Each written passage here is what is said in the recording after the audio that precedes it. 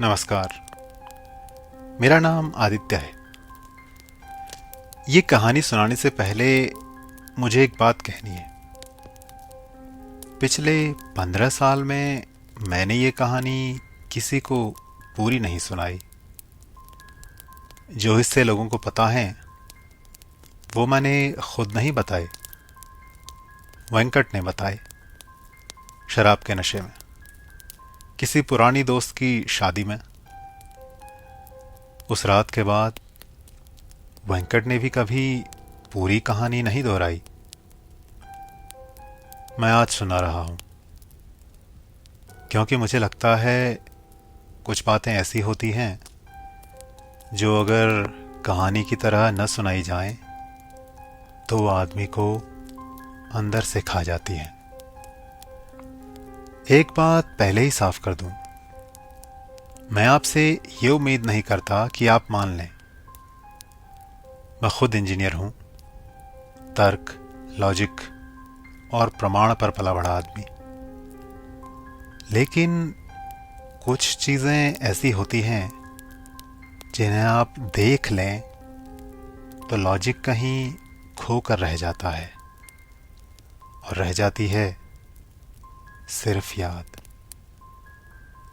जैसे उस रात की याद कि क्या हुआ था, और उस रात के बाद हम चारों दोबारा पहले जैसे कभी नहीं रहे। साल था 2011। हम 4 लोग आयरलैंड में थे।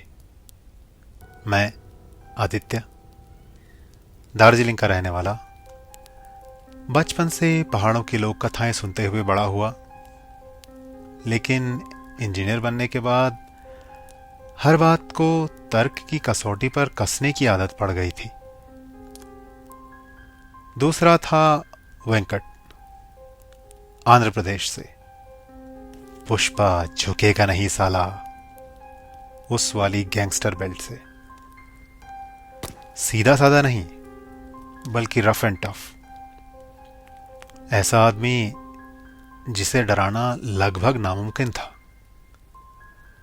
और उसके लिए दुनिया की सबसे डरावनी शक्ति कोई बाहरी शक्ति नहीं थी बल्कि इंसान था। इसलिए हर रहस्य का कोई न कोई जमीनी कारण ढूंढना उसकी आदत भी थी और शायद मजबूरी भी। तीसरा था करण, मुंबई का, या उसके अपने शब्दों में कहूं तो साउथ बॉम्बे का। धनी परिवार में पला बढ़ा, जिंदा दिल। लेकिन हम चारों में शायद मैच्योरिटी लेवल पे सबसे कम और इमोशनल लेवल पे सबसे ज्यादा। और चौथा था गौरव, दिल्ली का। इंजीनियर तो था ही, लेकिन खाली समय में दुनिया भर की लोक कथाएं, लेजेंड्स, अलौकिक घटनाएं पढ़ता रहता था। अगर किसी ने आयरलैंड जाने से पहले पूका ये नाम सुना था तो वो गौरव ही था। हम चारों की उम्र 25-26 साल के आसपास थी। चारों पहली बार इतने लंबे समय के लिए विदेश आए थे। तब हमें बिल्कुल अंदाजा नहीं था कि बस एक वीकेंड हमारी जिंदगी का शायद सबसे भयावह अनुभव बनने वाला था। तो हम 4 लोग आयरलैंड में थे। मैं, वेंकट, करण और गौरव। एरिक्सन का एक टेलीकॉम प्रोजेक्ट था शायद, डबलिन के पास एक छोटे से शहर में। हम चारों की उम्र लगभग एक जैसी, चारों कुंवारे, चारों पहली बार विदेश में। हैलोवीन का लंबा वीकेंड आ रहा था। कहीं चलते हैं यार, काम करते करते बोर हो गए। बात करण ने शुरू की थी। शुक्रवार से सोमवार तक छुट्टी थी। गौरव को शुरू से पुरानी कहानियों का शौक था, भूत प्रेत, लोक कथाएं, लेजेंड, वो सब। उसी ने सुझाव दिया कि क्यों न शहर से बाहर आयरलैंड के किसी कंट्री साइड गांव में कोई कॉटेज बुक करें असली आयरलैंड देखना है तो गांव में जाना पड़ेगा, उसने कहा था। वेंकट को ये सब बकवास लगता था। भूत भूत नहीं होते गौरव। हाँ, घूमने का मन है तो चलो, एंजॉय करेंगे।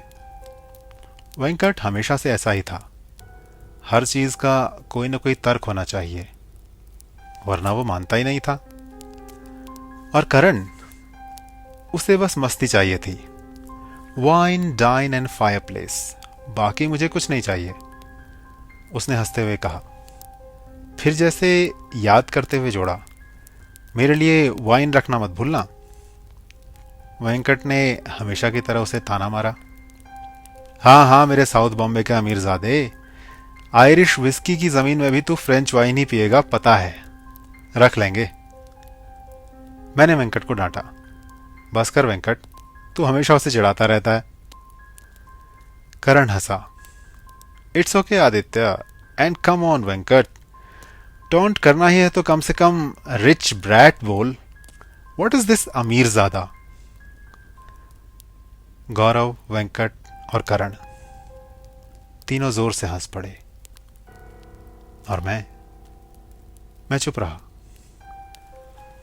वो वेंकट का करण को चिढ़ाना नहीं था, शायद कुछ और था जो मेरे मन के भीतर एक अजीब सा भाव पैदा कर रहा था।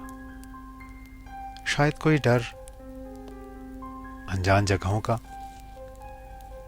हालांकि मैं खुद एक गांव से हूं, एक छोटे से पहाड़ी गांव से, लेकिन जंगल, सुनसान मकान और अनजान जगहों से एक सेफ डिस्टेंस बनाना बचपन से मुझे सिखाया गया है, किसी आदत की तरह, जैसे कि रोज ब्रश करना। कारण साफ था। जंगल के पड़ोस में बसे गांव में बच्चों की सुरक्षा के लिए यह जरूरी हो जाता है कि उन्हें जंगल में जाने से बचाया जाए, और ऐसा करने के लिए शायद गांव में कई अनकहे नियम बनाए जाते हैं, जैसे अंधेरे के बाद अकेले घर से बाहर न जाना, चले भी गए तो रात को पीपल के पेड़ के नीचे न रुकना, वगैरह वगैरह। क्या इन नियमों के पीछे कोई कहानी होती है, कोई खौफनाक कहानी? ज्यादातर हां, लेकिन क्या वो कहानी सच होती है? ज्यादातर नहीं। कम से कम तब तक नहीं जब तक कहानी तुम्हारे साथ बीती हुई आप बीती ना हो।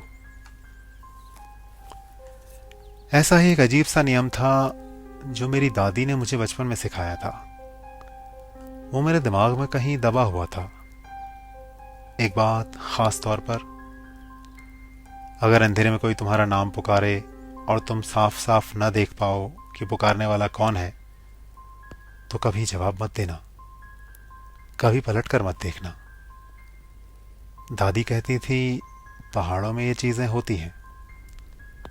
मैं पढ़ा लिखा इंजीनियर था, अंधविश्वास में यकीन न रखने वाला, लेकिन फिर भी मैंने बड़ा होने के बाद भी कभी उस बात का मजाक नहीं उड़ाया। कुछ चीजें दिल में यूं ही बैठी रहती हैं, बिना वजह बताए।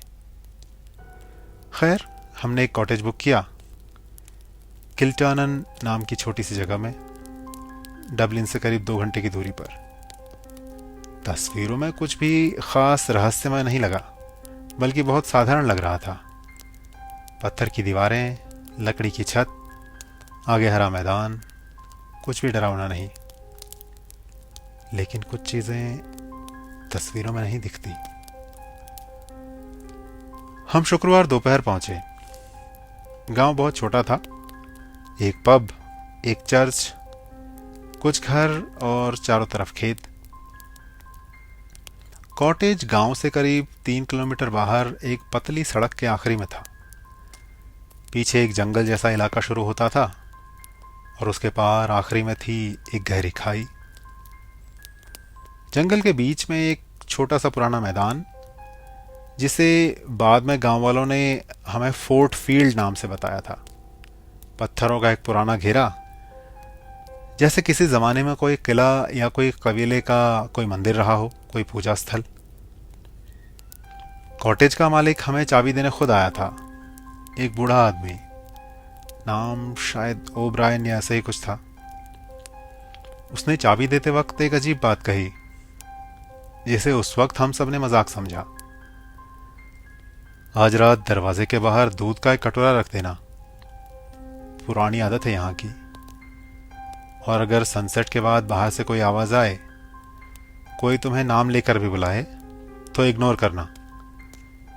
वैसे भी यहां तुम्हें जानता ही कौन है, या कम से कम पहले खिड़की से देख लेना कि बुलाने वाला कौन है।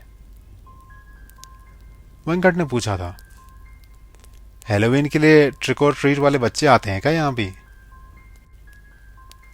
नहीं, बच्चे तो नहीं आते, लेकिन बुलावा आता है।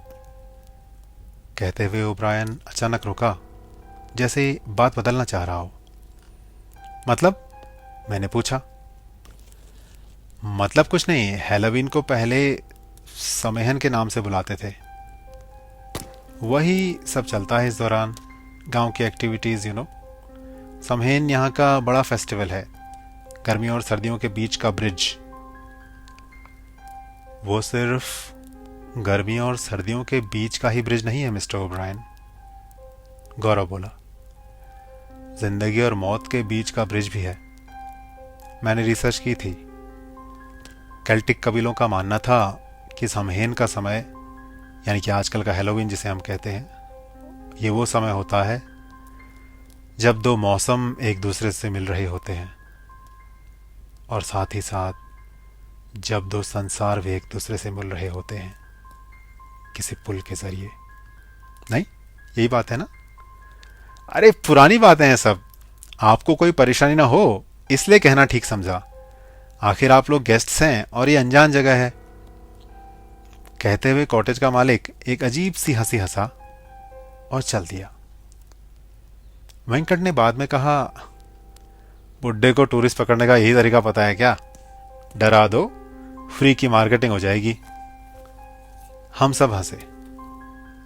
मैंने कुछ नहीं कहा, लेकिन मुझे दादी की बात याद आ गई थी, और अनजान जगहों के बारे में उनके अनकहे नियम भी। पहली रात बहुत अच्छी गुजरी। हमने आग जलाई, खाना बनाया, दारू पी, गाने गाए। गौरव ने अपने फ़ोन पर आयरिश लोक कथाओं के बारे में कुछ पढ़ना शुरू किया, समहीन के बारे में, आज का हैलोवीन। उसने बताया कि पुराने आयरिश कबीले मानते थे कि इस दौरान दुनिया और बाहरी दुनिया यानी कि परलोक के बीच का पर्दा पतला हो जाता है। गौरव ने पढ़ते हुए कहा, और एक चीज है, पुका, एक तरह का शेप शिफ्टर। कभी घोड़े का रूप लेता है, कभी जानवर का, कभी इंसान का। कहते हैं कि ये किसी का भी रूप ले सकता है जिसे उसने देखा हो या जिसे उसने सुना हो। ओह कूल, हॉन्टेड हाउस एंड भूत की कहानियां, वाइन से मदहोश हो चुकी आवाज में करण बोला। नहीं, गौरव ने कहा, आयरिश लोक कथाओं में ये एग्जैक्टली भूत नहीं है।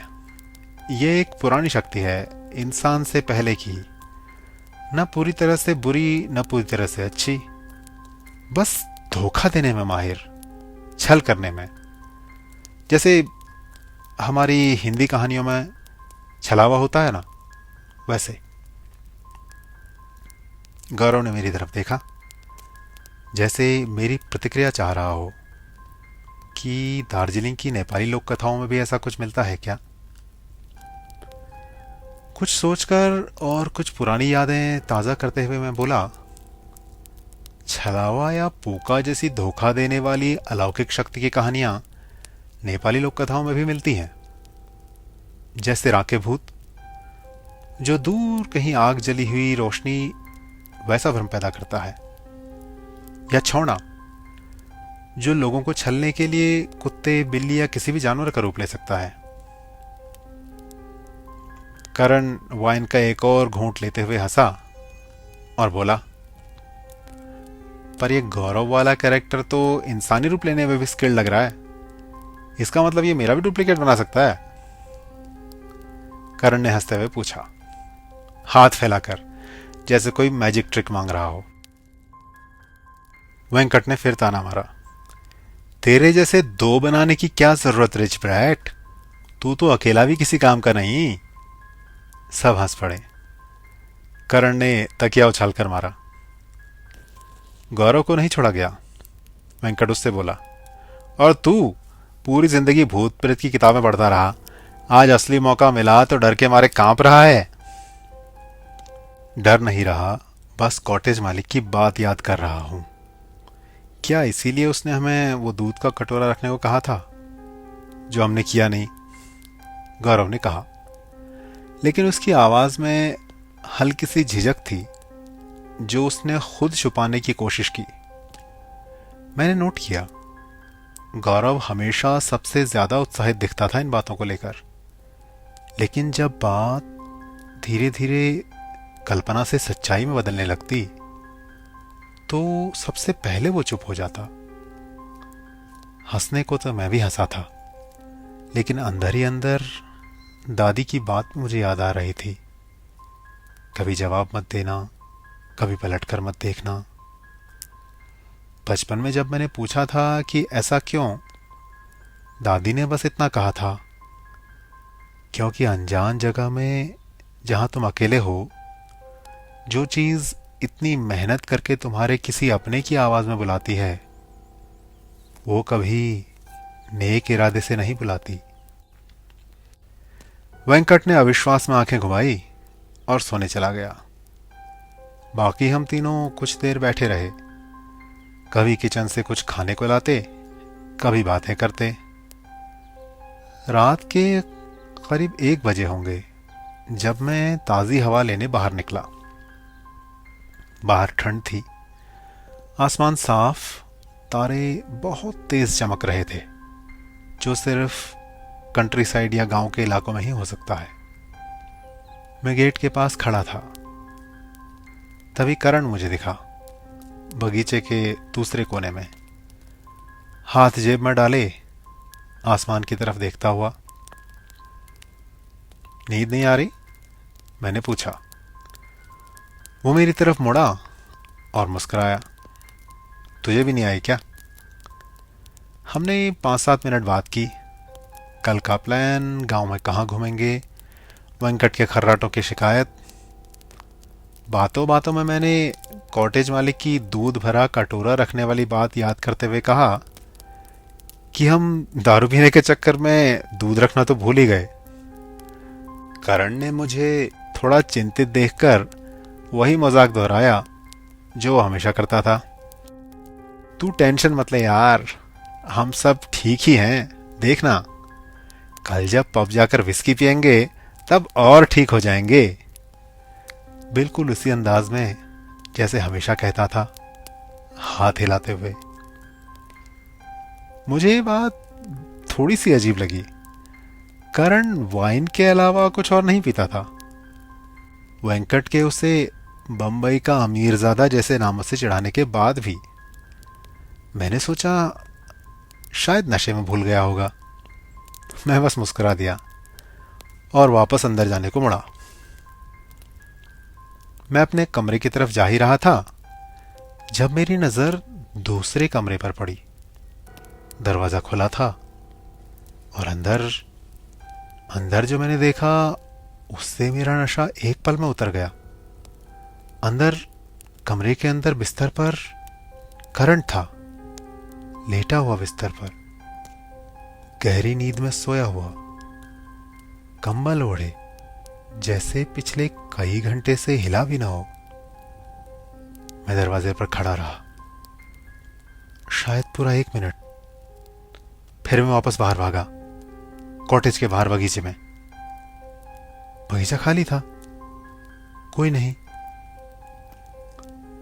उस समय मैंने किसी को जगाया नहीं, मैंने खुद ही को समझाया। आंखों का धोखा होगा शायद, या मैं खुद नशे में था।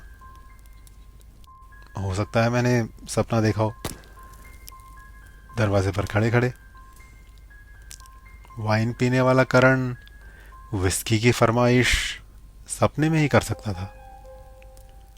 सुबह जब मैंने करण से पूछा, रात को तू बाहर गया था क्या बगीचे में, तो उसने अजीब सी शक्ल बनाई। तुझे पता है ना, red wine makes me sleepy. मैं तो एक बोतल के बाद उठा ही नहीं यार, सीधे कमरे में गया, सो गया। वेंकट ने कहा, थकान है आदित्य, ज्यादा मत सोच। मैंने भी यही मान लिया। उस वक्त मुझे नहीं पता था कि ये सिर्फ शुरुआत थी। दूसरी रात कुछ और हुआ। उस दिन हम सब जल्दी सो गए थे। दिन भर गांव घूमे थे, थके हुए। करीब रात के 3 बजे मेरी नींद टूटी। मुझे लगा किसी ने मेरा नाम पुकारा था बाहर से। आदित्य। आवाज बिल्कुल मेरे पापा जैसी लगी मुझे। वो आवाज जो मैंने बचपन से 1000 बार सुनी थी, वही लहजा। आवाज में अनुशासन का कड़ापन भी और अपनेपन की गर्माहट भी। आदित्य, एक बार बाहर आ तो बेटा, ये देख। मेरा दिल तेज धड़कने लगा। मैं बिस्तर से उठा भी था, शायद दरवाजे तक पहुंच भी गया था। तभी तभी दादी की बात याद आई। अनजान जगह पर जानी पहचानी आवाज। साफ साफ ना देख पाओ तो जवाब मत देना, पलट कर मत देखना। मुझे याद आया, और होश भी। मेरे पापा आयरलैंड में नहीं थे, मेरे पापा तो दार्जिलिंग में थे, सो रहे होंगे उस वक्त। यह आवाज यहां कैसे आ सकती थी? मैंने खिड़की का पर्दा हल्का सा हटाया। बाहर अंधेरा था, कुछ दिखा नहीं। आवाज ने फिर पुकारा, इस बार थोड़ा और करीब से और अपनेपन से। मैंने जवाब नहीं दिया। मैं बिस्तर पर वापस लेट गया, कंबल सर तक खींच लिया, जैसे बचपन में करता था। आवाज करीब आधे घंटे तक आती रही, फिर रुक गई। अगली सुबह भी मैंने किसी को बताया नहीं। मुझे लगा था शायद वेंकट हंसेगा और बाकी लोग भी कहेंगे कि ज्यादा दारू पीने के कारण शायद ऐसा हुआ हो। अगले दिन सुबह गौरव ने कहा, चलो गांव के पब में चलते हैं, लोकल लोगों से बात करते हैं, असली कहानियां वहीं मिलती हैं। छोटा सा पब था गांव में, द हॉथॉर्न। मालिक एक बूढ़ा आदमी, नाम था पेरी डॉयल। जब गौरव ने फोर्ट फील्ड के बारे में पेडी से पूछा, तो उसका चेहरा थोड़ा बदल गया। वो जगह पुरानी है, बहुत पुरानी, उसने कहा। यहां मॉडर्न सिविलाइजेशन आने से बहुत पुरानी। कहते हैं जब इंसान नहीं था तब की है वो जगह, और तब से वो भी यहां पर है। ये जंगल उसी का है, ये खेत, ये पेड़, ये रास्ते। हम तो बस किराएदार हैं। कौन? किसकी बात कर रहे हैं आप पैडी? मैंने पूछा। हालांकि रात की आवाज अभी भी मेरे जहन में थी, और डर भी, लेकिन फिर भी दिन के समय एक अजीब सा जोश, एक अजीब सा साहस मेरी आवाज में था। पैडी ने एक कांच का विस्की ग्लास साफ करते हुए बिना किसी एक्सप्रेशन से कहा, हमारे यहां कहते हैं वहां वो रहता है सदियों से, पुका। ये जगह उसी की है, और हर साल समहीन की रात लोग दूध का कटोरा बाहर रखते हैं, इज्जत के तौर पर, चढ़ावा हो जैसे। फसल का हिस्सा दिखाते हैं उसे। और जो नहीं रखते। पैडी इतना कहकर रुक गया। क्या होता है जो नहीं रखते? करण ने पूछा। पैडी ने अपना ग्लास साफ करना बंद किया, काउंटर पर रख दिया और बोला, देखो, पोका बुरा नहीं है, कम से कम शुरू में नहीं। पुराने लोग कहते थे कि वो फसल की रखवाली करता था, जानवरों की देखभाल करता था, रक्षा करता था, लेकिन इस सब के बदले उसे हमसे कुछ चाहिए था। सम्मान, इज्जत, ऑफरिंग या चढ़ावा भी। और जब उसे ये सब नहीं मिलता तब वो बुरा बन जाता है, और तब वो खेलता है उसका पसंदीदा खेल, माइंड गेम्स। जो उसकी इज्जत नहीं करता या जो उसके खेल में फंस जाता है उसके साथ, और उसके साथ पूका बहुत बुरा कर सकता है। गौरव ने आगे झुककर उत्सुकता से पूछा, आपने कभी देखा है उसे पैडी? पैडी की नजरें एक पल के लिए खिड़की के बाहर दूर फोर्ट फील्ड की दिशा में चली गई। वो बोला, 50-60 साल पुरानी बात है। गांव का एक लड़का था, टॉम वेलन। समेन की रात फोर्ट फील्ड की तरफ गया अपने दोस्त की आवाज़ सुनकर। उसे लगा था कि उसका दोस्त उसे बुला रहा है अंदर जंगल में। वो रात भर गायब रहा, सुबह भी नहीं मिला। बाद में पता चला उसका दोस्त तो घर पर सो रहा था पूरी रात। उसे कुछ पता ही नहीं था कि उसकी आवाज़ का इस्तेमाल हुआ है। पब में सन्नाटा छा गया। पैडी ने आगे कहा, भूखा किसी को चिल्लाकर या मारकर डराता नहीं है। वो सिर्फ उस चेहरे को दिखाता है, उस चीज को जिस पर तुम भरोसा करते हो। उस आवाज में बोलता है जो तुम सुनना चाहते हो, और फिर तुम खुद चल कर जाते हो। वेंकट ने अविश्वास से पूछा, आप सच में मानते हैं ये सब पैडी? पैडी ने कंधे उचकाए, मानना न मानना तुम्हारी मर्जी। बस समहेन यानी कि हैलोवीन के समय रात को घर जल्दी लौट जाना। उस दिन पहली बार मैंने दोनों घटनाएं, बगीचे में करण से हुई मेरी बात और मेरे पिता के आवाज वाली पिछली रात की बात, बाकी तीनों दोस्तों को बताई। गौरव का चेहरा थोड़ा गंभीर हो गया। उसने कहा, आदित्य, ये तो बिल्कुल वैसा ही है जैसा पूका के बारे में ऑनलाइन लिखा है, जैसा पैडी ने बताया है। देखो, पूका सिर्फ वही नकल कर सकता है जो उसने देखा हो या सुना हो। उसने तुझे और करण को साथ में देखा होगा, और शायद तेरे पापा की आवाज़ जब तू फ़ोन पर बात कर रहा था तब सुनी होगी। मुझे तो अब भी लगता है ये सब बकवास है, मार्केटिंग गिमिक है एक सब, वेंकट ने कहा। लेकिन इस बार उसकी आवाज़ में पहले जैसा यकीन कम था। उस दिन दोपहर वेंकट अकेला बरामदे में बैठा था। कहा था कि अम्मा को कॉल करेगा घर पर।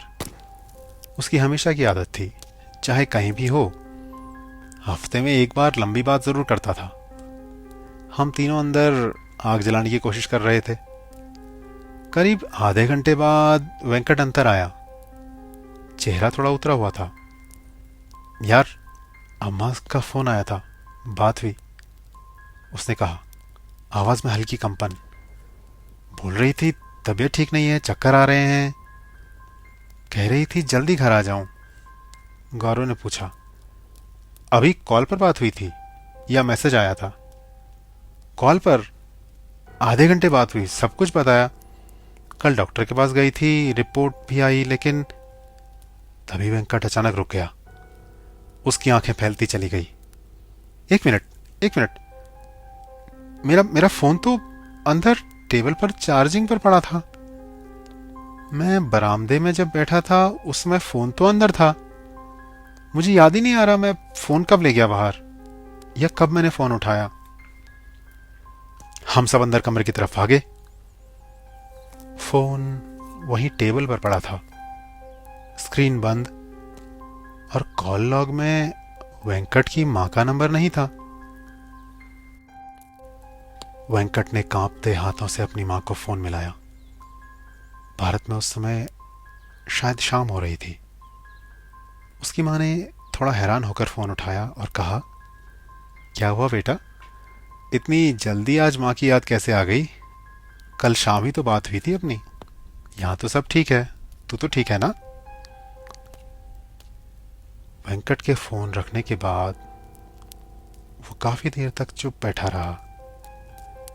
जो इंसान हर बात में तर्क ढूंढता है, जब उसका तर्क ही टूट जाए तो दरार सबसे गहरी होती है। ये अम्मा की आवाज की नकल कैसे कर सकता है? बिना फोन के मुझे फोन कॉल का आभास कैसे दिला सकता है? आखिरकार वेंकट ने अपनी चुप्पी तोड़ते हुए पूछा। गौरव ने धीरे से जवाब दिया, भ्रम वेंकट, भ्रम, दिखावा, छल, माइंड गेम्स, और इसके लिए वो हमारा ही इस्तेमाल करता है। मतलब? वेंकट ने पूछा। गौरव बोला, मतलब तूने कल शाम आंटी से कॉल पर बात की थी, है ना? जब हम कॉटेज आने से पहले वाईफाई ढूंढ रहे थे तब हम सब ने सुना था, देखा था। उसने भी सुना होगा। जो भी उसने यहाँ आने के बाद देखा, सुना, वो उसका इस्तेमाल कर सकता है हमें वो सब दिखाने के लिए जो असल में हुआ ही नहीं। उस रात के बाद वेंकट ने दोबारा कभी नहीं कहा कि भूत भूत नहीं होते। शाम को एक और घटना हुई जिसने हम चारों के बीच शायद पहली बार एक दरार सी डाली। मैं किचन में पानी लेने गया था। बाहर आंगन में वेंकट और करण की आवाजें आ रही थी। खिड़की खुली थी। मैंने सुना साफ साफ वेंकट करण से कह रहा था, यार सच बताऊं, तू शुरू से ही ग्रुप में सबसे कमजोर कड़ी रहा है। तेरी वजह से हम सब की परफॉर्मेंस रिव्यू खराब होती है ऑफिस में। मैनेजर को भी पता है। तू अमीर घराने से है, तुझे तो फर्क पड़ता नहीं, लेकिन हमारी तो सोच, तेरे चक्कर में टीम में सबको गाली पड़ती है। आखिर इतना यूजलेस कैसे हो सकता है कोई? मुझे बहुत बुरा लगा। ये बात वेंकट जैसे इंसान के मुंह से सुनना अजीब था, लेकिन आवाज बिल्कुल उसी की थी। वही लहजा, वही तरीका जिसमें वो बात करते वक्त बीच बीच में रुकता था, जैसे शब्द सोच समझ कर चुन रहा हो। वेंकट ने आगे कहा, या उसकी आवाज ने आगे कहा, मैं तुझे इसलिए बता रहा हूं करण, क्योंकि तू बहुत ज्यादा इनसिक्योर है। तुझे लगता है सब तेरे खिलाफ हैं। जानता है सच क्या है? सच यही है, हम तीनों तेरे खिलाफ हैं। तू एक तरह का बर्डन है हमारी टीम पर और हमारी दोस्ती पर भी। करण की आवाज में जवाब आया, हल्की टूटी हुई आवाज, जैसे सिसकियां दबी हुई हों उसमें। मैं जानबूझकर किसी का बुरा नहीं चाहता वेंकट। मैं तो तुम सबको अपनी फैमिली मानता हूं यार। मैंने अंदर जाकर किसी को नहीं बताया कि मैंने क्या सुना, लेकिन उस रात खाने की मेज पर मेरा व्यवहार बदल गया था। मैं वेंकट से नजरें मिलाने से बचता रहा। गौरव भी चुप था, अपनी प्लेट में बस चम्मच से खाना इधर उधर करता रहा। बाद में पता चला गौरव ने भी वही बातचीत सुनी थी, ठीक उसी वक्त, लेकिन दूसरी खिड़की से, और उसने भी किसी को नहीं बताया, ठीक मेरी तरह। हम दोनों पूरे डिनर भर एक ही बातचीत का बोझ अकेले ढोते रहे, सिर्फ इसलिए क्योंकि किसी ने पूछा नहीं और किसी ने बताया नहीं। रात को जब मैंने आखिरकार वेंकट से पूछा कि क्यों उसने करण को बुरा भला कहा था, तो उसकी शक्ल देखने लायक थी और उसका जवाब हैरान करने लायक। मैं तो शाम को 6 से 8 के बीच लगभग बाथरूम में था भाई। पेट खराब था मेरा। तुम लोग को याद नहीं कितनी बार तो मुझे जाना पड़ा? मैं तो बाहर आंगन में गया ही नहीं। गौरव ने सिर पकड़ लिया। ये तीसरी चाल है, ये उसी का काम है। भूखा सिर्फ नकल नहीं करता, ये न सिर्फ उस बातचीत को दोहरा सकता है जो उसने पहले कभी सुनी है, बल्कि जो बातें हमने कभी मजाक में कही हों, भूखा उन्हें सच बना सकता है, उनमें जहर मिला सकता है। हम एक दूसरे पर शक करने लगें, यही उसका मकसद है। उस रात हम चारों बैठे और गौरव ने एक नियम बनाया। उसने कहा, अब से अगर कोई भी शक हो कि सामने वाला असली है या भ्रम, हम एक सवाल पूछेंगे, एक सेफ्टी क्वेश्चन जैसे। ऐसी बात जो सिर्फ असली इंसान को पता हो, कोई बचपन की याद, कोई ऐसी बात जो कभी किसी ने जुबान से नहीं कही। पूका वो नहीं जान सकता जो हमने कभी कहा ही नहीं। हमने चारों ने अपने अपने सवाल तय किए, अपने सेफ्टी क्वेश्चन। मेरा सवाल था, मेरी दादी मुझे बचपन में किस नाम से बुलाती थी, जो मैंने आयरलैंड आने के बाद कभी किसी को नहीं बताया था। करण का सवाल कुछ ऐसा था जो सिर्फ उसकी बहन जानती थी। वेंकट पहले तो हंसा, लेकिन फिर मान गया। गौरव ने अपना सेफ्टी क्वेश्चन सबसे सख्त रखा था, एक ऐसी घटना जो उसने बचपन में देखी थी और कभी किसी को नहीं बताई। देखो, ये नियम पूरी तरह काम करेगा या नहीं मैं नहीं जानता, गौरव ने चेतावनी दी, क्योंकि वो अलौकिक शक्ति हमें पूरे वीकेंड देख सुन रही है, और जितना यह हमें जानेगी उतना ही ये बेहतर हमारी नकल करेगी। लेकिन अभी के लिए यही हमारा हथियार है और यही हमारा बचाव। अगले दिन सुबह इस नियम की पहली परीक्षा हुई, लेकिन जिस तरह हमने सोचा था उस तरह बिल्कुल नहीं। मैं जल्दी उठ गया था, या शायद ठीक से सोया ही नहीं था। किचन में गया तो करण पहले से वहां बैठा था, दोनों हाथों से चाय का कप पकड़े, खिड़की से बाहर देखता हुआ। नींद नहीं आई? मैंने पूछा, ठीक वैसे ही जैसे उस रात बगीचे में पूछा था। वो पलटकर मुस्कुराया, थका हुआ। कैसे आती यार, रात भर घर के बारे में सोचता रहा। बॉम्बे की बड़ी याद आ रही है। माँ को कल फ़ोन करूँगा, बोलूँगा टिकट करवा दो, कुछ दिन घर चला जाता हूँ मैं। मैंने चिंता जताई, लेकिन प्रोजेक्ट की डेडलाइन सर पर है, छुट्टी मिलेगी तुझे? वो चुप हो गया। हम दोनों कुछ देर चुपचाप बैठे रहे। फिर करण ने धीरे से कहा, एक बात बताऊं आदित्य, सबसे ज्यादा डर मुझे इस बात का है कि अब मुझे नहीं पता कि मैं किस पर भरोसा करूं। कल रात वेंकट वाली बात के बाद से मुझे नहीं पता वो सच में मेरा दोस्त है या नहीं। मैंने करण को समझाया कि वो बातचीत असली नहीं थी, वेंकट ने कभी ऐसा नहीं कहा। करण ने सिर हिलाया, लेकिन उसकी आंखों में अब भी वो चोट थी जो झूठी बातों से भी लग सकती है। हमने उसके बचपन की बातें की, मुंबई की, उसकी बहन की। सब कुछ इतना सामान्य लगा कि एक पल के लिए भी कुछ अजीब नहीं लगा।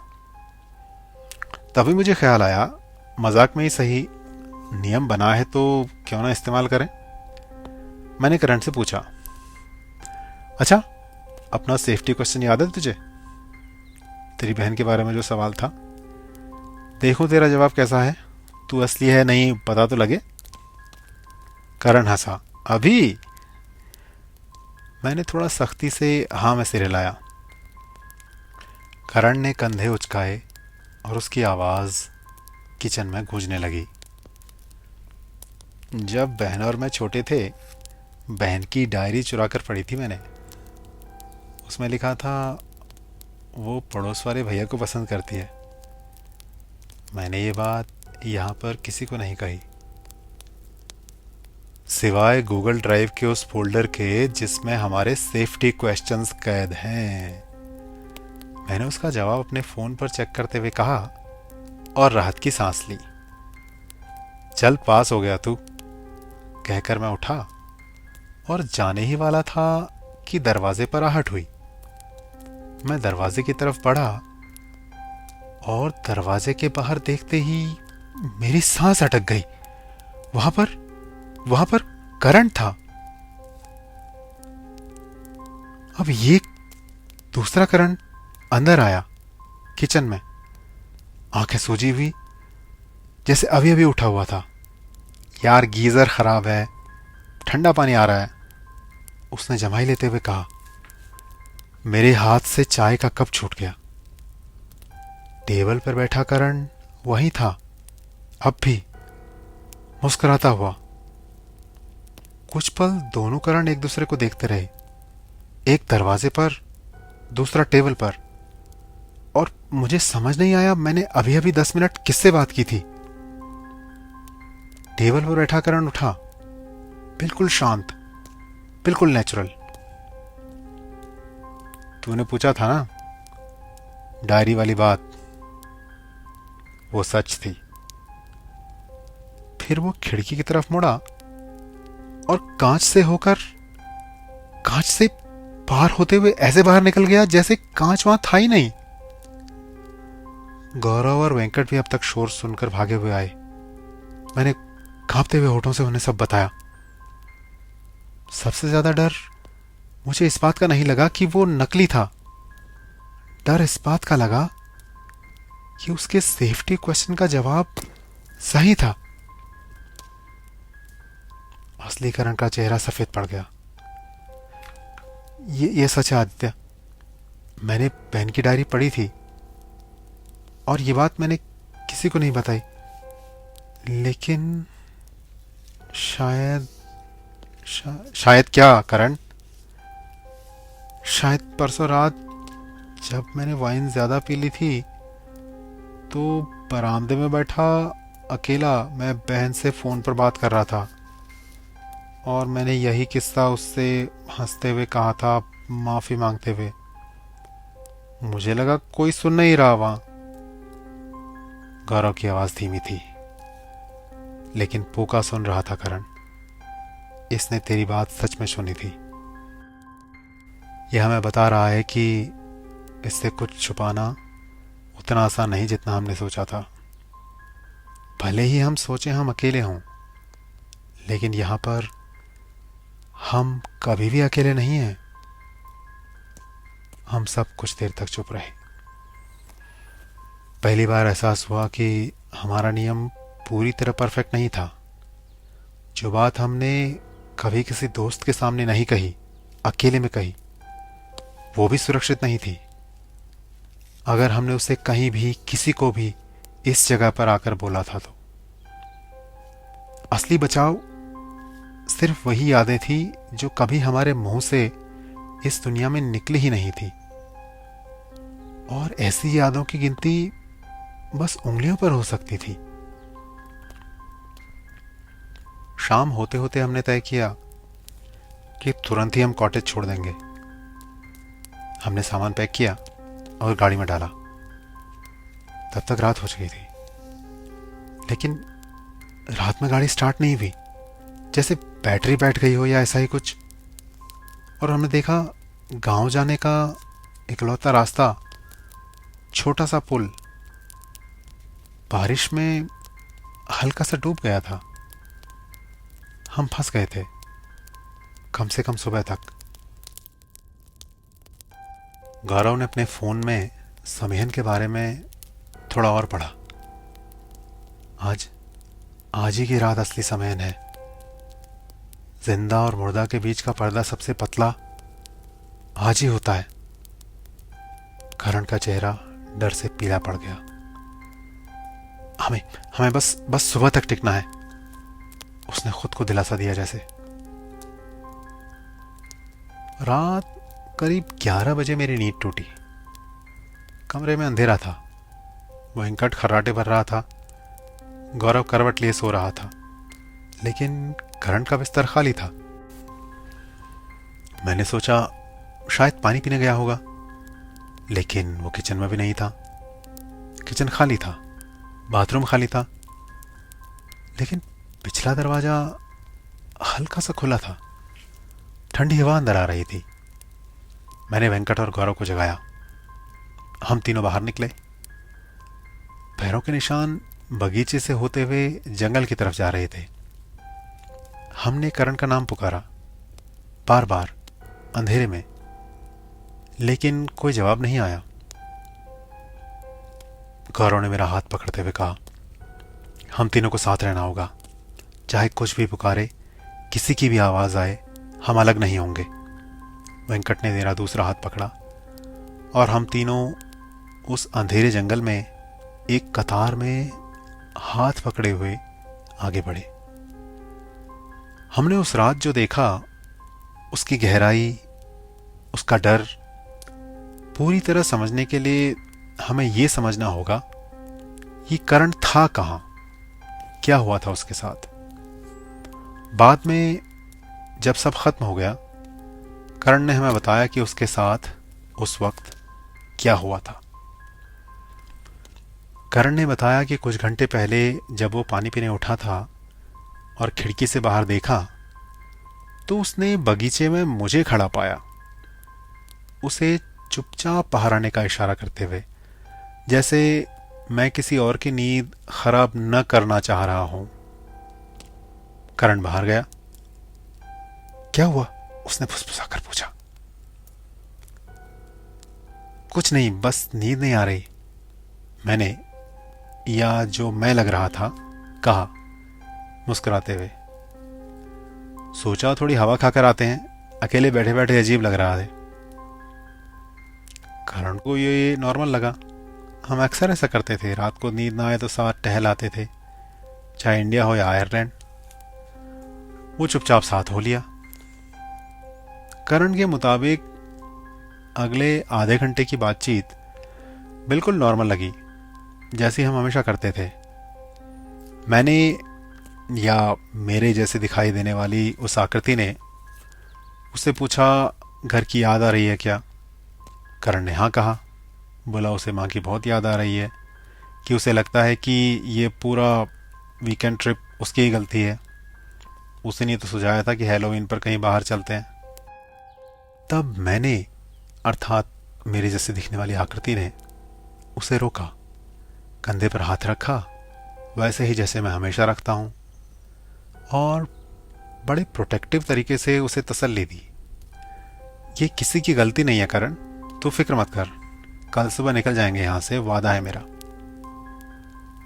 करण को इतना सुकून मिला उस पल कि उसने आगे का रास्ता, अंधेरा, ठंड, किसी पर भी ज्यादा ध्यान नहीं दिया। बीच में एक बार उसने मुझसे पूछा था पास के पब के बारे में, वहां जो सुना था उसके बारे में, पब मालिक पैडी के बारे में, कि मुझे क्या लगता है, क्या उसकी बात सच थी।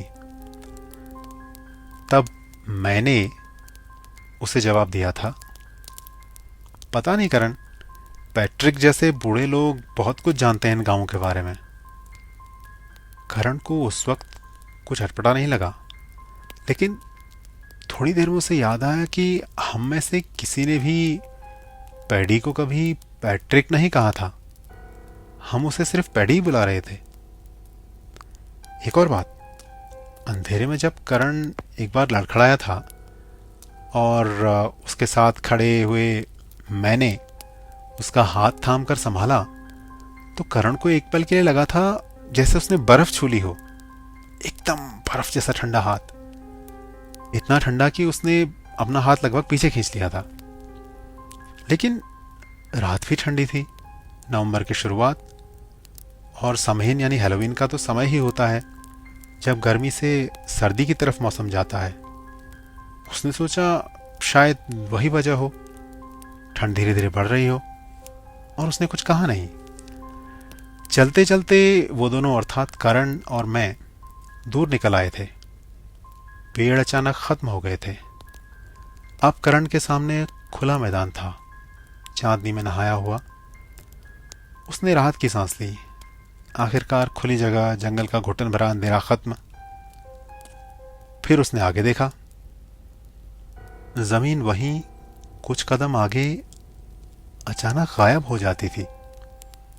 फोर्ट फील्ड, वो पुराना कबीलाई ढांचा जिसके बारे में पैडी ने बताया था, और उसके आगे खाई, गहरी, काली, अंधेरी, दलदल जैसी, जिसकी गहराई का किसी को अंदाजा नहीं था।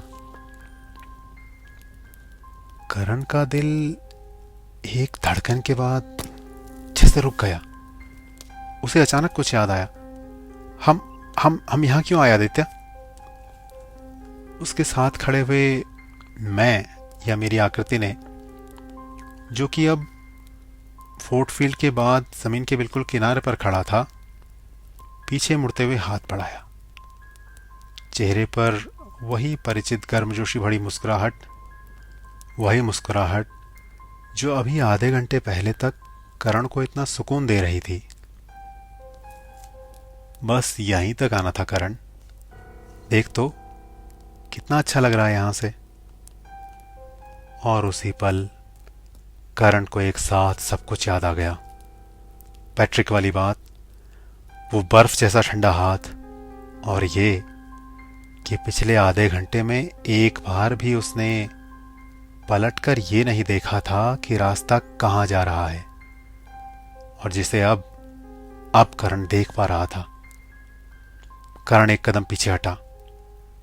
उसके अंदर से कुछ उसे रोक रहा था।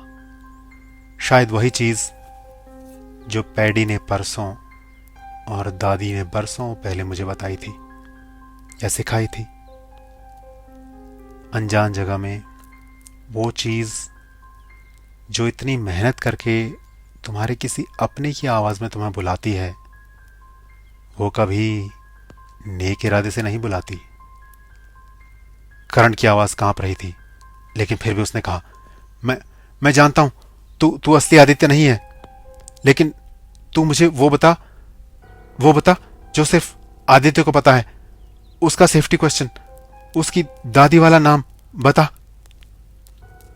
और ठीक यही वह समय था जब हम तीनों, मैं, वेंकट और गौरव, पेड़ों के बीच से निकलकर फोर्ट फील्ड वाले मैदान में पहुंचे, हांफते हुए, एक दूसरे का हाथ अब भी पकड़े हुए। जो मंजर सामने था उसने मेरी सांस रोक दी। करण खाई के जस्ट पीछे, और मेरे जैसा कोई उसके ठीक आगे, हाथ बढ़ाए हुए दूसरी तरफ, जमीन खत्म होने के कुछ कदम आगे, हवा में। अब सोचता हूं तो लगता है उस रात शायद भाग्य हमारे साथ था, क्योंकि अगर करण ने वो कुछ कदम का फासला तय कर लिया होता तो उस दिन वो हमें नहीं मिलता। शायद वो फिर किसी को नहीं मिलता, कभी भी नहीं। करण के आगे खड़ी परछाई ने उसके सवाल का कोई जवाब नहीं दिया, सेफ्टी क्वेश्चन का उत्तर नहीं बताया। उस आकृति ने बस एक पल के लिए सिर झुकाया, जैसे किसी ने उससे बहुत दिल दुखाने वाली कोई बात कह दी हो। फिर उसने धीरे से कहा, मेरी ही आवाज में, तू मुझसे यह सवाल पूछ रहा है करण? मैं जो हमेशा तेरे साथ खड़ा रहा हूं, हमेशा तुझे वेंकट के तानों से बचाता आया हूं, आज रात इतना कुछ होने के बाद तुझे अब भी शक है मैं तेरा दोस्त नहीं हूं? तन की थकान थी या मन की कमजोरी? करण की आंखों में आंसू आ गए। आई एम सॉरी आदित्य, लेकिन नियम यही है, तुझे अपने सेफ्टी क्वेश्चन का जवाब देना होगा। मेरा रूप धारण की हुई परछाई ने आगे कहा, आवाज में वही मेरे जैसी गर्माहट, वही अपनापन जो असली आदित्य में होता, मुझ में होता, वो लाते हुए। मुझे याद है तू कितना डरा हुआ था जब हम निकले थे करण। मुझे याद है तूने कहा था तुझे लगता है कि ये सब तेरी गलती है। देख, मैंने उस समय भी तुझसे कहा था ना, ये किसी की गलती नहीं है, ये मैं ही हूं करण, आदित्य, तेरा दोस्त, हमेशा तेरे साथ खड़ा रहने वाला, हमेशा तुझे प्रोटेक्ट करने वाला। मैं यही हूं, ये मैं हूं, हमेशा तेरे साथ रहा हूं, आ मेरे पास आ। इतना कहकर उस साये ने अपना हाथ थोड़ा और आगे बढ़ाया करण को थामने के लिए। देखा जाए तो उसकी कही हर बात झूठ भी नहीं थी। हर शब्द वही था जो अभी आधे घंटे पहले चलते चलते कहा गया था। करण एक कदम और आगे बढ़ा, हाथ फैलाते हुए, मानो उसकी आंखों में भरोसा लौट आया था। और यही वो पल था जब मैं चीखा। मुझे चीखना पड़ा, करण रुक जा, ये छलावा है, भ्रम है, मैं यहां हूं तेरे पीछे। ये तुझे इसलिए यकीन दिला पा रहा है करण, क्योंकि यही इसकी शक्ति है, भ्रम पैदा करना हमारी अपनी यादों से। लेकिन करण, असली भरोसा सवाल का जवाब देने से आता है, याद दिलाने से नहीं। इसने अब तक सेफ्टी क्वेश्चन का जवाब नहीं दिया, दादी वाला नाम नहीं बताया इसने। करण गौर कर। करण का उठता हुआ हाथ हवा में रुक गया। परछाई की मुस्कुराहट इस बार कुछ ज्यादा ही देर तक टिकी रही, जैसे उसे पता हो कि अब बात संभालनी मुश्किल है। करण ने पीछे मुड़कर मेरी तरफ देखा। उसकी आंखों में उलझन और डर दोनों साफ थे। फिर मैं किस पर भरोसा करूं आदित्य? तू पीछे खड़ा है और तू ही आगे भी खड़ा है, दोनों तेरी शक्ल में हैं। यही वो पल था 15 साल में भी मैं जिसे भूल नहीं पाया, जब मुझे एहसास हुआ कि पूका ने पूरा वीकेंड सिर्फ इसी एक पल के लिए तैयारी की थी। पूका को सम्मान चाहिए था, इज्जत चाहिए थी, और शायद ऑफरिंग यानी कि चढ़ावा चाहिए था। वो चढ़ावा जो हम भूल गए थे कॉटेज के बाहर दूध के कटोरे के रूप में रखना। और अब पूका सूद समेत अपना चढ़ावा लेने आ पहुंचा था, और वो चढ़ावा था हम में से किसी एक की जान, करण की जान। मेरी परछाई मुस्कुराई और हाथ बढ़ाया। आजा करण, गौरव भी यहीं है आगे, सब ठीक है। फिर बिल्कुल इत्मीनान से उसने जोड़ा, और वेंकट की फिक्र वैसे भी मत कर। याद है उस दिन घर के बाहर उसने क्या कहा था तेरे बारे में? कमजोर कड़ी वाली बात, यूजलेस कहा था उसने तुझे, याद है? उसे वैसे भी तेरी फिक्र नहीं है करण।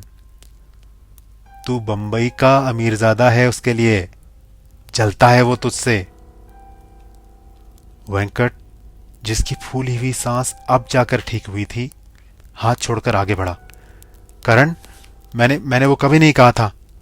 देख, मैं तुझे हमेशा ताने मारते आया हूं, लेकिन वो मैंने कभी नहीं कहा था। और देख, मैं यहां हूं, आदित्य के साथ, असली आदित्य के साथ, तेरे साथ, अभी तेरे पीछे। गौरव ने भी एक कदम आगे बढ़ाया। आवाज धीमी पर पक्की करते हुए उसने कहा, करण याद कर, आज सुबह भी इसने सही जवाब दिया था। डायरी वाली बात याद है? बिल्कुल सही बताई थी इसने। फिर भी ये असली करण तो नहीं था ना? ये वैसे ही गायब हो गया था वहां से जैसे धुआं हो। सही होना सबूत नहीं है, इंसान होना सबूत है करण। और इंसान इतना शांत, इतना काम नहीं रहता कभी, खासकर तब जब उसका दोस्त खाई के किनारे खड़ा हो, मौत से 2 कदम दूर। अपने सामने देख, धुंध के नीचे गहरी खाई है। करण की नजर आगे खड़ी शांत मुस्कुराती परछाई पर टिकी, और फिर पीछे हमारी तरफ। 3 थके, डरे, हांफते हुए दोस्त, और फिर सामने वो चेहरा जिसके चेहरे पर मुस्कुराहट थी, जिसे कुछ खोने का डर नहीं था। तू इतना काम कैसे है? करण ने आगे खड़ी परछाई से कांपती आवाज में कहा। एक ह्यूमन के लिए, एक असली आदमी के लिए इतना शांत होना इतने टेंस मोमेंट में मुमकिन नहीं है। उसने कदम पीछे खींचना शुरू किया, लेकिन गीली घास पर पैर फिसल गया, ठीक खाई के किनारे। एक पल को करण हवा में लड़खड़ाया, और हम तीनों एक साथ आगे झपटे। परछाई एक पल के लिए वहीं खड़ी रही, उसका चेहरा मेरा चेहरा धीरे धीरे बदलने लगा, जैसे पानी में कोई तस्वीर घुलती है। आंखें बड़ी होती गई, काली होती गई, बिल्कुल इंसान जैसी नहीं रही। एक पल के लिए मुझे लगा मैंने शायद एक घोड़े का सिर देखा हो, जैसे लंबा, गहरा, काला, आंखें जलती हुई। फिर वो रात के अंधेरे में पिघलकर या शायद अंधेरे में घुलकर गायब हो गया, बिना कोई आवाज किए। करण जमीन पर बैठ गया, रोने लगा। I am sorry, I am so sorry. मुझे लगा वो सच में तू था आदित्य, मुझे यकीन हो गया था। मैंने उसे गले लगाया। यही तो उसका खेल है करण, यही तो पूरा खेल है। वेंकट अब भी करण की बाह पकड़े खड़ा था, हांफते हुए। उसने खाई की तरफ देखा, गहरी, काली, स्याह, नीचे कुछ भी दिखाई नहीं दे रहा था। फिर उसने करण की तरफ देखा, फिर मेरी तरफ। मुझे नहीं लगा था करण इतना करीब था। उसने बस इतना कहा, आवाज में कंपन साफ थी। पूका के? करण ने भोलेपन से पूछा। नहीं, अपनी मौत के, मेरे बंबई का मीरजादे, आगे देख खाई। वेंकट ने उसे डांटते हुए कहा और गले लगा लिया। करण ने भरे गले से कहा, वेंकट मुझे पता है तूने वो सब नहीं कहा था मेरे बारे में। सीरियसली तो नहीं, कम से कम मुझे हमेशा पता था अंदर ही अंदर। वेंकट कुछ नहीं बोला, बस सर हिलाया, आंखों में हल्की नमी लिए। किसी ने कुछ और नहीं कहा। हम चारों धीरे धीरे एक दूसरे का हाथ पकड़े कॉटेज की तरफ वापस चले। बार बार पीछे मुड़ने की कोशिश करते, लेकिन बार बार हम में से कोई याद दिलाता कि हमें पीछे नहीं मुड़ना है। हालांकि जंगल में अब कुछ भी नजर नहीं आ रहा था सिवाय अंधेरे के। उस रात हम चारों दोबारा नहीं सो सके। हम एक ही कमरे में इकट्ठा बैठे रहे, आग के पास, एक दूसरे से बात करते हुए, हाथ पकड़े हुए, जैसे बचपन में बच्चे करते हैं किसी पिकनिक पर। हर आधे घंटे में हम एक दूसरे से अपने अपने सवाल पूछते रहते, अपने अपने सेफ्टी क्वेश्चंस, बार बार, सिर्फ यकीन दिलाने के लिए कि हम असली हैं। करीब सुबह के 4 बजे एक आवाज आई, पहले हल्की, फिर तेज। दरवाजे पर हल्की सी खटखट और गौरव की आवाज बाहर से, मैं बाहर वाले बाथरूम गया था यार, दरवाजा खोलो, ठंड लग रही है। लेकिन गौरव तो हमारे साथ कमरे में आग के पास बैठा था। हम सब उसकी तरफ देखने लगे, फिर दरवाजे की तरफ। असली गौरव का चेहरा सफेद पड़ गया। किसी ने दरवाजा नहीं खोला। बाहर की आवाज करीब 10 मिनट तक गिड़गिड़ाती रही, पहले गौरव की आवाज में, फिर धीरे धीरे बदलते हुए कभी करण की आवाज में, कभी वेंकट की तरह, जैसे वो अलग अलग रूप आजमा रही हो, ये देखने के लिए कि किस पर हम दरवाजा खोलेंगे, किस पर हम उसके भ्रमजाल में वापस फंस जाएंगे। अलग अलग रूप, अलग अलग भ्रम। हम चारों चुपचाप बैठे रहे, एक दूसरे का हाथ पकड़े, कोई नहीं बोला। आखिर में आवाज शांत हो गई और उसके बाद एक ऐसी खामोशी छा गई जो किसी भी आवाज से ज्यादा डरावनी थी।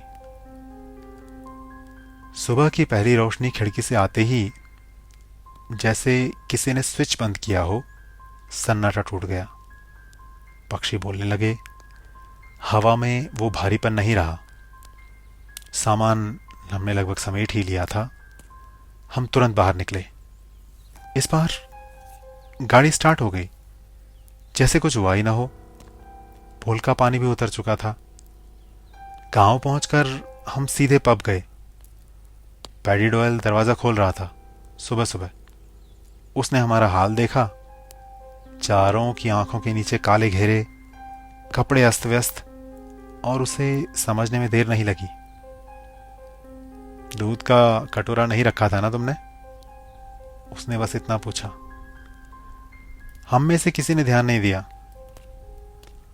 पैडी ने आगे कहा धीमी आवाज में, जंगल, फोर्ट फील्ड और वो खाई, ये सब सदियों पुराने हैं। हमारे बुजुर्ग कहते थे कि हम सबसे पहले भी यहाँ पे कोई था जिसका कोई शक्ल नहीं, कोई एक नाम नहीं, बस याद रखने और नकल करने की ताकत है उसमें। तुम लोग किस्मत वाले हो कि चारों वापस आ गए। उस लड़के का क्या हुआ था पैडी, जो वहां गुम हुआ था 50-60 साल पहले? Tom villain? गौरव ने पूछा। पैडी की आंखें हल्की सी जैसे गीली हुई, बहुत हल्की। वो तुम्हारे जैसे किस्मत वाला नहीं था, बस इतना ही कहूंगा। उसने और कुछ नहीं कहा। हम उसी दिन डबलिन लौट आए। हमने आपस में तय किया कि प्रोजेक्ट ख़त्म होते ही हम इंडिया लौट जाएंगे और इस बारे में कभी बात नहीं करेंगे। और लंबे समय तक हमने वो वादा निभाया भी। 15 साल बाद आज मैं सोचता हूँ कि दादी की वो बात और आयरलैंड के उस बूढ़े पब मालिक की बात, दोनों असल में एक ही सीख थी। पहाड़ में हो या आयरलैंड के मैदानों में, दुनिया में कुछ चीज़ें इंसानों से पहले की हैं, और उनकी सबसे बड़ी ताकत ये नहीं कि वो कितना डरा सकती हैं, बल्कि ये है कि वो कितनी आसानी से वो चेहरा पहन सकती हैं जिस पर आप बिना सोचे समझे भरोसा कर लेते हैं। वो तब जीत जाती हैं जब हम जांचना बंद कर देते हैं। दादी अपनी बात कभी डराने के लिए नहीं कहती थी, वो बस एक चेतावनी नहीं थी, एक तरीका था दुनिया में सुरक्षित रहने का, एक बहुत पुराना, बहुत सीधा तरीका। कभी भी सिर्फ शक्ल पर मत जाना, सिर्फ आवाज पर मत जाना। जो सामने है उसे परखो, चाहे वो कितना ही अपना क्यों ना लगे। करण, वेंकट, गौरव और मैं, हम चारों आज भी दोस्त हैं। हम अब भी हर साल एक बार मिलते हैं, और हर बार जब हम मिलते हैं तो बाकियों से वही सवाल पूछ लेते हैं, वही सेफ्टी क्वेश्चंस। कभी प्लान करके नहीं, बस ऐसे ही बातचीत के बीच बीच में। क्योंकि वो दादी की सीख, उनका अनकहा नियम ही था जिसने उस दिन हमारी जान बचाई थी। अनजान जगह में जहां हम अकेले हों, जो चीज़ इतनी मेहनत करके हमारे किसी अपने की आवाज़ में हमें बुलाती है, वो कभी नेक इरादे से नहीं बुलाती।